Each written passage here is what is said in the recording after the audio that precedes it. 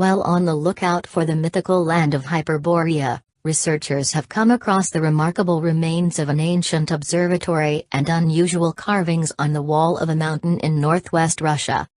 An ancient observatory and the carving of a giant near the shores of Lake Ozera, meaning sacred lake in the language of indigenous Sami people, are believed to be clear indications pointing towards the long-forgotten land of Hyperborea, a sacred land similar to that of Shambhala and Atlantis. Kuiva the Giant, a colossal silhouette embedded on the cliff of Mountain Kuivkor, watches over the sacred lake and is also presumably guarding the secret entrance to the legendary city. According to the local beliefs, Kuiva the Giant was an old wizard who once fought against the local Sami. They had their own wizard and confronted the giant with bravery, but without success. When the battle appeared to be lost, the Sami people invoked the help of the gods in a last and desperate attempt. The gods responded, and sent fiery lightning bolts towards the giant, who was crashed against the surface of the mountain and incinerated. The imprint of the fallen giant's body is visible even today on the Angvandaskor rock, the highest peak of the Lavazerskaya tundra. A curious remark is that pieces from the rock where the giant met his end are crumbling, but the imprint of the giant remains untouched. Is it possible that it stands here as a marker leading to the secret entrance to Hyperborea?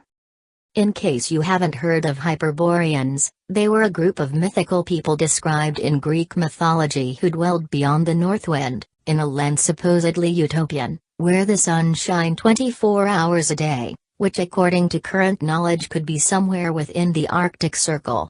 Other analysts suggest that the land of Hyperborea had no defined location, as according to the classic Greek poet Pindar, neither by ship nor on foot would you find the marvelous road to the assembly of the Hyperboreans.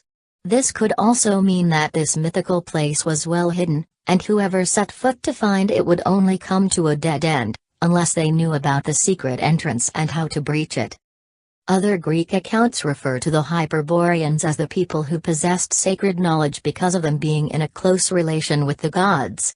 It is said that Apollo himself descended from the sky to visit this ancient culture. Supporting the above theory, Valentina Sharipova, director of Hyperborea, which is a research organization from the port city of Murmansk, has asserted that the origins of the name Kola are related to the name of the Slavic sun god, Kolyada, who could also be a personification of Apollo. Another intriguing aspect is the translation of the name Hyperborea, which in ancient Greek means beyond the north wind. Summing this up, the Russian team of researchers believe they are close to finding this long-forgotten culture. Recently they found remains of an observatory, stones with hollows, which were directed at the polar star, stated Sharapova. Many rocks have inscriptions or runes carved into them.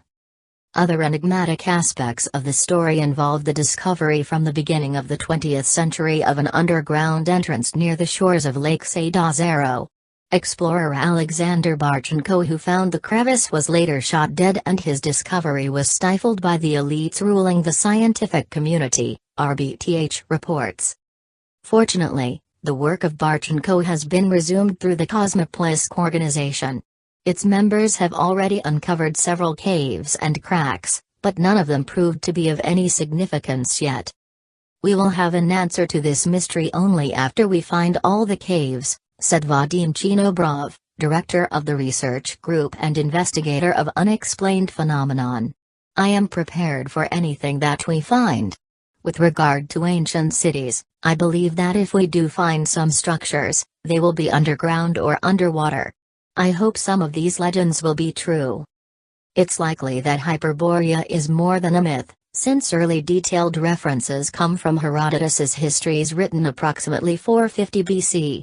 In his book, the ancient Greek historian also mentions 3 other sources that talked about Hyperborea, among them being Hesiod and Homer, renowned poets and thinkers from ancient Greece.